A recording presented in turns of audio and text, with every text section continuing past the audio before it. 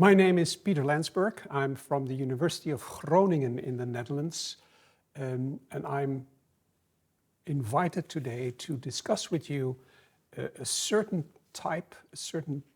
group of patients that are not very commonly found in your practice, but it is something to be very aware of because there is a huge opportunity to help them, to treat them early, and to prevent a premature cardiovascular complication or even death.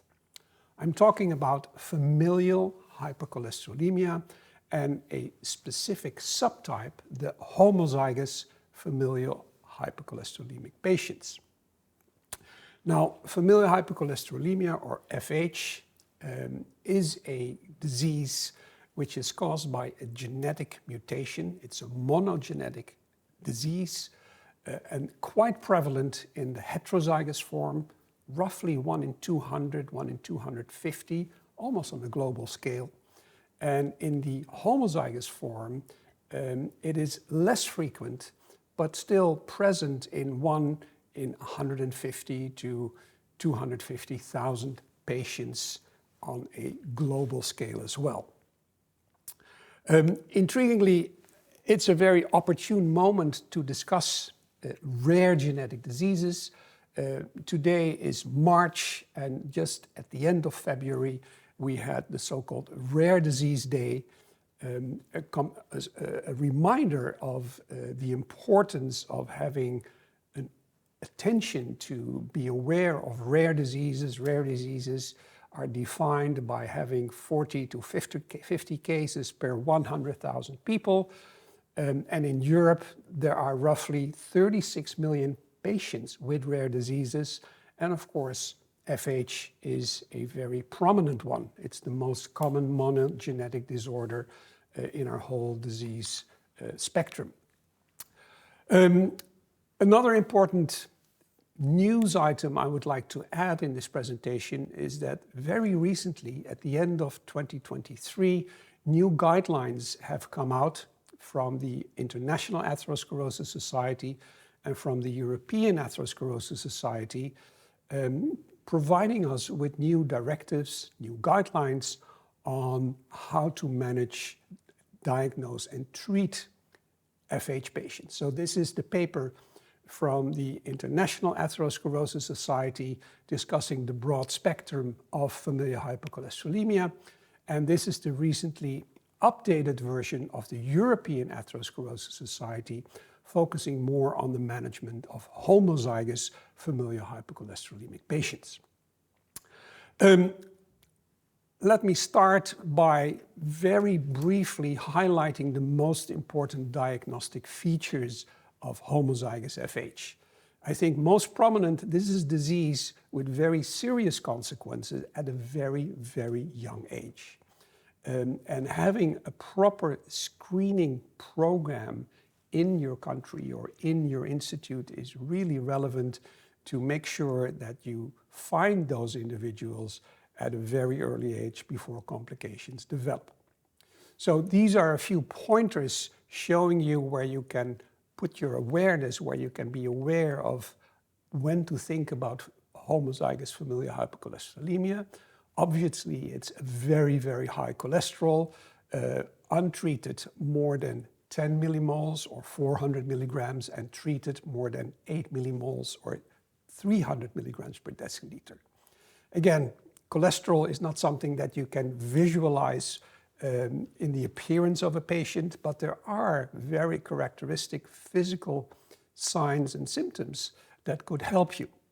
And as you see in this picture, there are so-called xanthomas visible on the skin, large eruptions of cholesterol-loaded foam cells on the elbows, on the fingers, on the Achilles tendon, and sometimes also on the knees. And you can see here prevalence is roughly 1 in 160,000 or 300,000 patients, most likely on a global scale. So for the diagnosis of homozygous FH, there are definite clinical features that can be observed on the patient, looking at his eyelids, where you can see so-called xanthelasmata, looking at the eyes, the iris of the eyes, where you can see a corneal arcus, so-called arcus lipoides.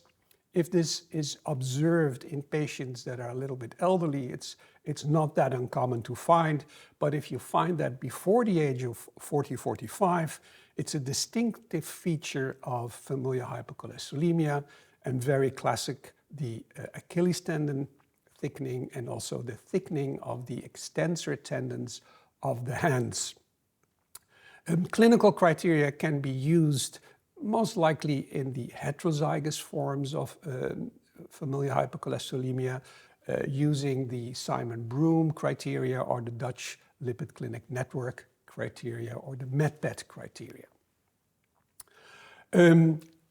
Be aware that although these physical signs are quite characteristics, there are two other diseases that can sometimes mimic these characteristics. And the first one is phytosterolemia or beta-cytosterolemia.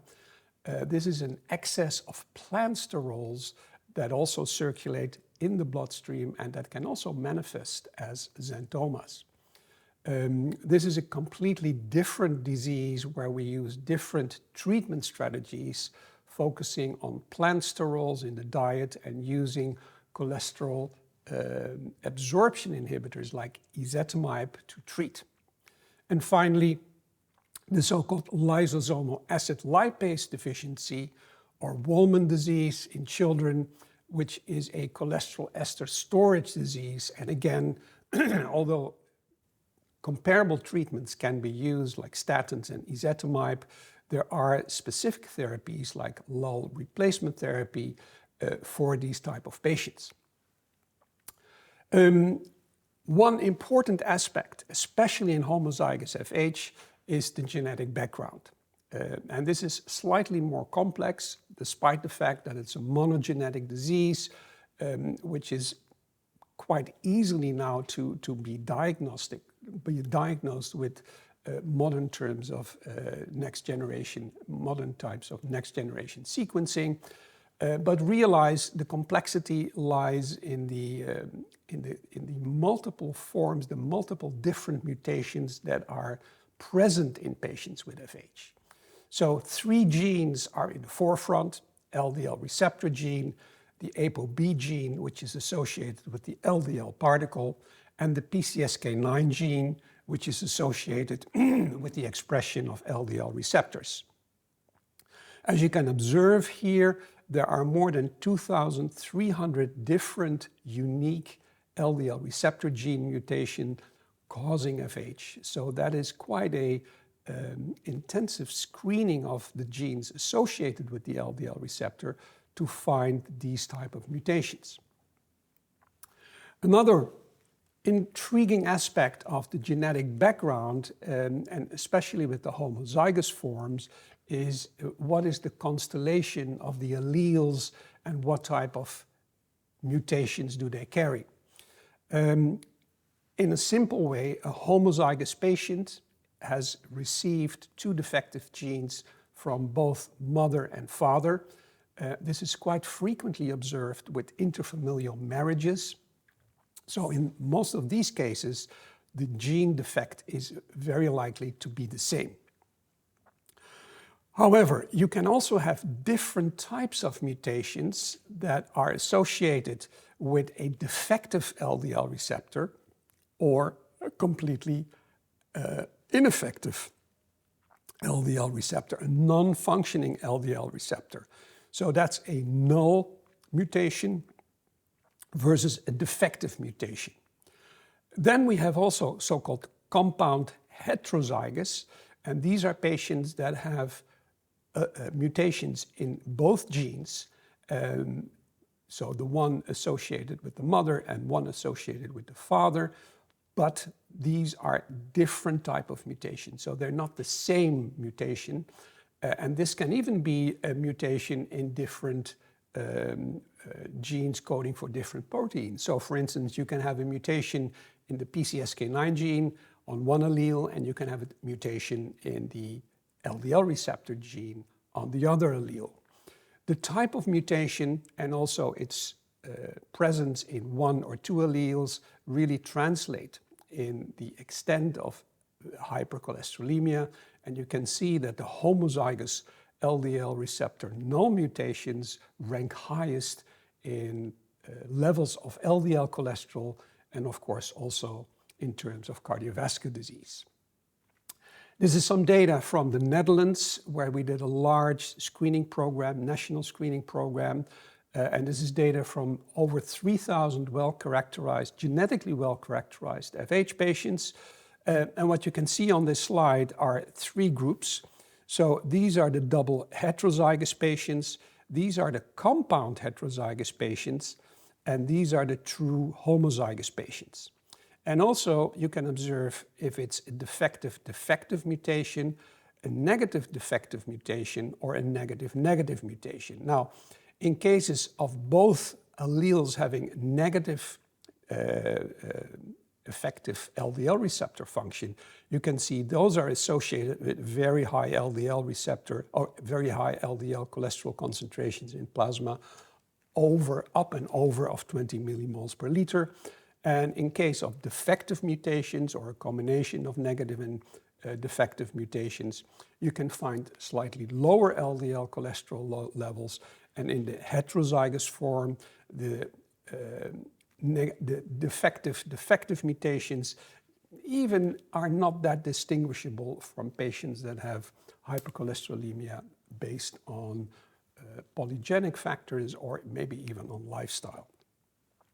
These shows you the actual LDL cholesterol levels, so defective versus negative, no function, and then the combination in the homozygous state, defective, negative, and negative, with a mean LDL ranging from 4.9 to 17.5. Management of homozygous FH patients is very similar to heterozygous FH patients, but there is a distinct difference that you used more advanced treatments that are not only associated with upregulating the LDL receptor, because especially in those with a negative LDL receptor function, homozygous for a negative LDL receptor function mutation, it doesn't make any difference if you try to upregulate the LDL receptor by using statins or PCSK9 antibodies, simply because there are no functional LDL receptors. So we do have different treatment approaches that are purely focused on those homozygous FH patients.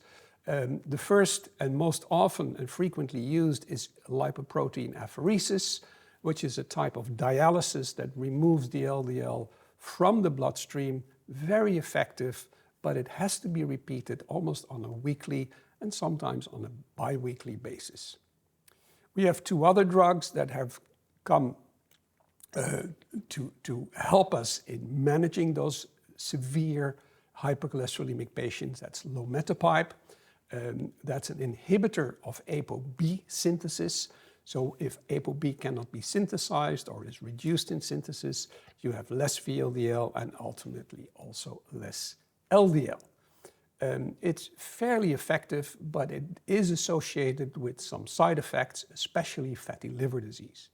And the last one, very prominently, has been tested in phase 2 trials now.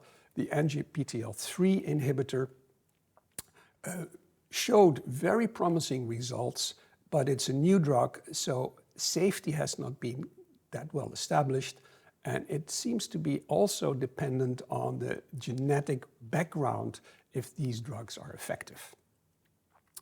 This shows you a very nice algorithm how to manage homozygous patients. So if you encounter patients with very high LDLs, like 10 or 8 millimoles per liter, you rule out secondary causes first. There are secondary causes like hypothyroidism that can also sometimes mimic very high LDL cholesterol, but usually these are not observed in very young patients. You also do a physical examination to establish the presence of xanthomas and thalassemata arcus lipoides. And the next step is to do a next generation sequencing to find out what is the genetic background. So basically, you can find the mutations in the LDL receptor, ApoB or PCSK9, or in other forms of hypercholesterolemia, like I discussed before, the phytosterolemia or the Wolman disease. These are associated with different genes and different mutations. Management of these diseases is also depicted here, and as I stated before, a combination of proper lifestyle management, using statins and ezetimibe, and depending on the type of mutations, also PCSK9 if there is still some rest function of LDL receptors. But if it's a homozygous patient with negative mutations, then you are left with LDL apheresis and or the newer treatments with mipomycin, the ApoB synthesis inhibitor, and angioPTL3 focused therapies. This is some data that has been published approximately a year and a half ago. It's a large global registry of homozygous FH patients, and it compares the effect of different factors on event-free survival. So very intriguingly, you can see here in the first graph, event-free survival in patients that have been diagnosed in high-income countries versus low-income countries. You see here the age, and you see here the event-free survival in percentage. And you can see there's a clear distinction between low and high-income countries, most likely related to the earlier diagnosis and better availability of treatments. This is looking at the LDL plasma concentration, comparing fairly low levels like 4.9 to 12.5, medium levels 12.6 to 17.4, and high levels over 16 or over 17 up to 36 millimole per liters. And you can see again that, and that makes sense, that the higher the LDL cholesterol, the poorer the chances are of survival. Again, here on this side, male versus females, and the females still have a slightly better chances of having an event-free survival, although that difference is not as pronounced as, for instance, compared to the levels of LDL cholesterol. And here you can see using only the clinical diagnosis or using the genetic diagnosis as well. And it looks like that having a genetic diagnosis prompts you to have a better outcome in the long run. I think maybe it's a little bit biased because most likely the genetic diagnoses are done in richer countries versus low-income countries, and also treatment availability in those countries is of course much better. Just to illustrate current practice in the Academic Medical Center in Amsterdam, here you can see what you can expect if a patient, homozygous patient, comes in before treatment with LDLs in the range of 15 to 16.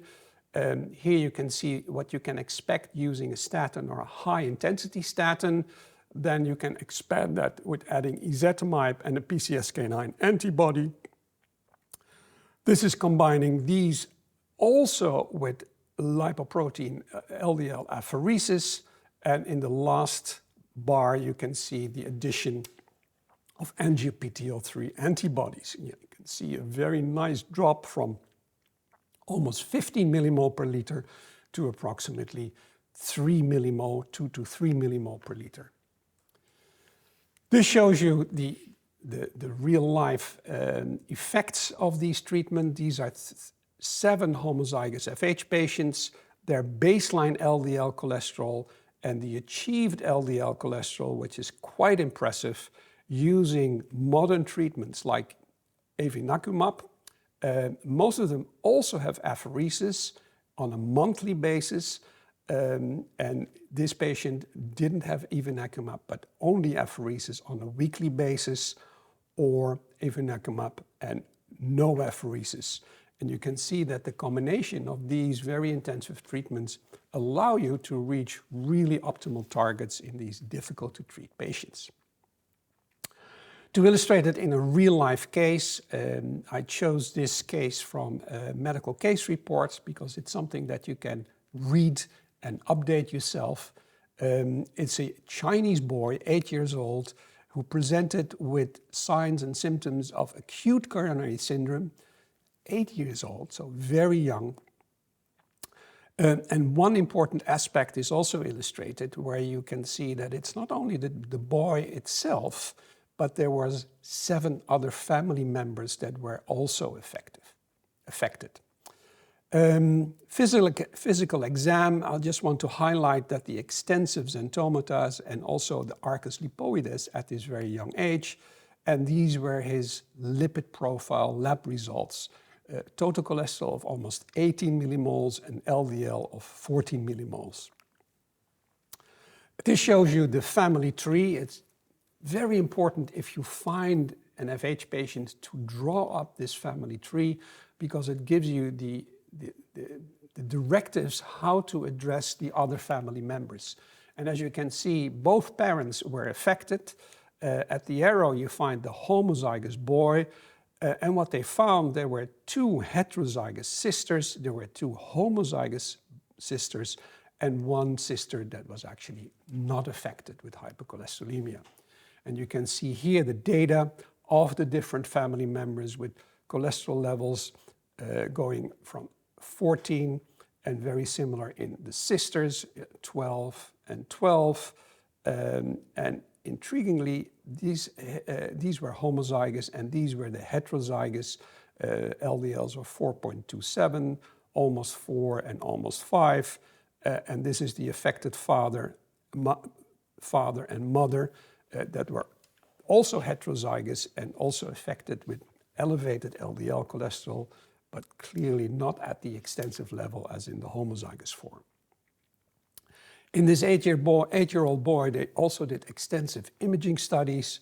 And what you can see here is the stenotic aortic arch, a very common finding in homozygous FH patients and also in heterozygous FH patients that have very high cholesterol levels.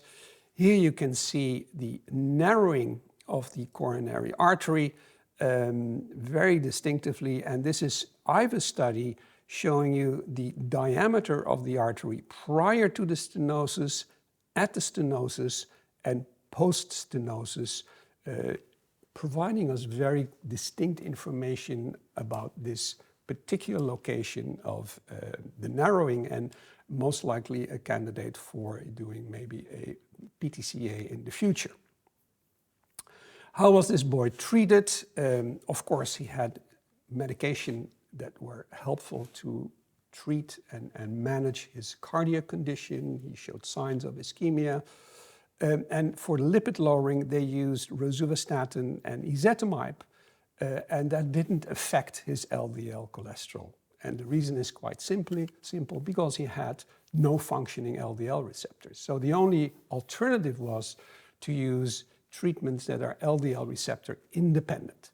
And in China, they opted for LDL apheresis on a weekly basis, and that really dropped his LDL cholesterol from almost 14 to 3.8. Now the problem is you have to do this on a weekly basis because otherwise within 3-4 weeks you're back at your level prior to apheresis. And that is sometimes challenging in economies where there is not sufficient budget in healthcare to provide these services for these homozygous patients. On the other hand, these are not very common diseases. Like I said, 1 in 160, 1 in 300,000. So in many countries, there are special measures in place to make sure that these patients can be treated with apheresis or maybe even with some of the modern treatments as well. I also want to show you that there is good news and there is definitely something that we have changed over the last 10, 20 years in managing these patients. Homozygous FH was always associated with a very premature death, not uncommon even in their teens. They didn't survive that long. But based on this study from the Czech Republic, they reported on 6 successful pregnancy, or 6 cases, and successful pregnancies, 9 out of 13, using LDL apheresis. So we can see that these patients are now able to reach ages where they have more or less a normal family life, where they can have children and can survive now much longer compared to the ages where we didn't have proper treatment to address these extreme levels of cholesterol. To conclude, this is an interesting paper in the Journal of Global Heart. It sort of expands on the familial hypercholesterolemia treatment and guidelines from the International Atherosclerosis Society, and it provides some very interesting and relevant pointers about the general strategies. That's more or less focusing on how we set up our healthcare system, what kind of infrastructures we use in a hospital, in a country, to make sure that we diagnose these patients early and are able to manage them accordingly to guidelines. Some pointers about screening tactics. That could be opportune screening, just simply seeing a patient in your outpatient clinic and becoming aware, oh, this might be an FH patient, but also screening strategies, as we did in the Netherlands, called cascade screening, Traject, where we focused on an index case and then had an organization in place that checked all family members. And in some countries, they even have a national program where all children at the age of between 4 and 8 are checked for hypercholesterolemia, and if there is a case found, then these children and their family members are screened for FH, mostly on clinical features, but also on genetic background. Some information about genetic testing. What are the advantages? What are the disadvantages? What kind of infrastructure do you have to have in place? Should it be a centralized lab, or should it be a core facility in the hospital itself, or even maybe commercial labs that could help and provide this service?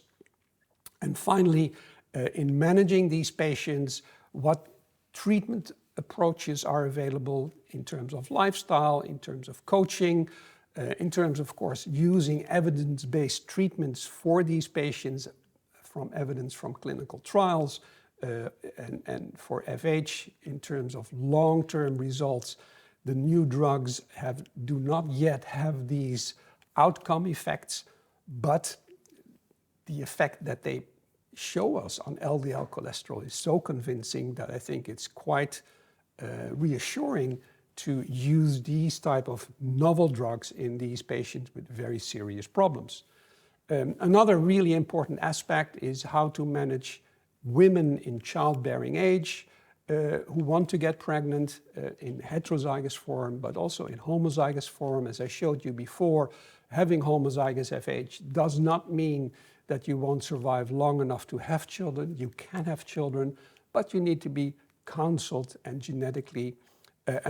genetic counsel to make sure that you realize what are the consequences. Is it only the mother that's affected? If it's only the father that's affected, or are both affected? What kind of mutation is it? What can we expect from our offspring? Should we take into consideration that we could actually get a child that is homozygous for this disease, which, to be honest, is now a disease that we can treat. One last point I would like to make, especially if you do family screening or you do genetic screening on like a cascade system like we did in the Netherlands, there is something that we call non-paternity, where if you delve into the genetics of a family, it is not that uncommon to discover that sometimes the father is not the genetic background from the child. And this non-paternity problem is more common than most people realize. We expect it to be roughly around 5 to 10% in the general population, so that wouldn't be different for FH patients as well.